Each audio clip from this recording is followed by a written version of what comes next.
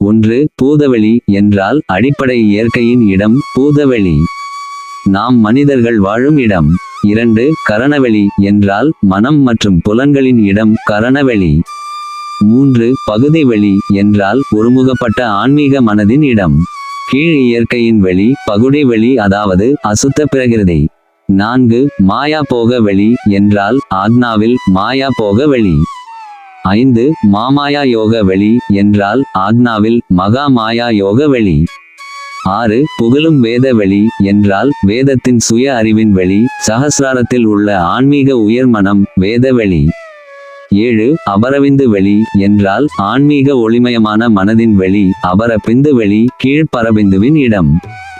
8, அபரநாத வெளி என்றால் கீழ்ப்பர நாடா அல்லது நுட்பமான ஒளியின் அபரநாடாவின் இடம். 9, ஏகவெளி என்றால் குளோபல் ஓவர் மைண்ட் ஏகவெளி. 10, பரமவெளி என்றால் ஆனந்த ஞானத்தின் வீச்சு ஓவர் மைண்ட் பரமவெளி.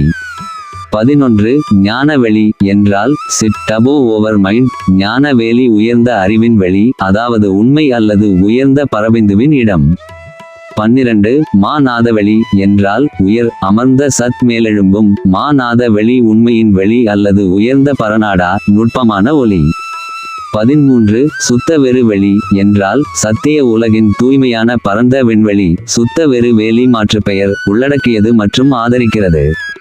வெட்ட வெளி வெட்ட வெளியா நவில்கின்ற வெளிகளெல்லாம் நடிக்கும் அடி வருந்த ஏத எளியேன் பொருட்டா நடந்து என்பால் அடைந்தே என்கையின் ஒன்று அளித்தனை நினிரக்கம் எவர்குலரே.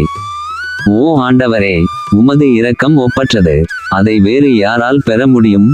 பூமியில் ஒரு தாழ்மையான மனிதனாகிய என்னை அடைய நீர் எல்லா இடங்களிலும் நடந்து வந்து என் கைகளில் ஒரு பொருளை கொடுத்திருக்கிறீர், அதாவது தீ கிரேஸ் லைட். மற்றும் இந்த இடைவெளிகளில் உங்கள் ஆற்றல் மிக்க விளையாட்டு நடைபெறுகிறது மற்றும் உங்கள் கால்கள் பிரபஞ்ச நடனத்தில் தீவிரமாக கவனம் செலுத்துகின்றன. அதாவது குறிப்பு, வேதவெளி ஏகவெளி மாநாத வெளி ஆகியவை தூய ஆழ்நிலையின் சுத்த வெறு வெளி தூய பரந்த வெளிக்கு இட்டு செல்லும் இடங்களின் தரவரிசையில் உள்ள பெரிய அடையாளங்களாகும். 13 முதல் 11 வரையிலான உருப்படிகள் சுத்த மகா மாயாவின் கீழும், 10 முதல் 8 வரையிலான சுத்த மாயாவின் கீழும், 7 முதல் 4 வரை சுத்த அசுத்த மாயாவின் கீழும், 3 முதல் 1 வரையிலான சுத்த பிரகிருதி மாயாவின் கீழும் அடங்கும்.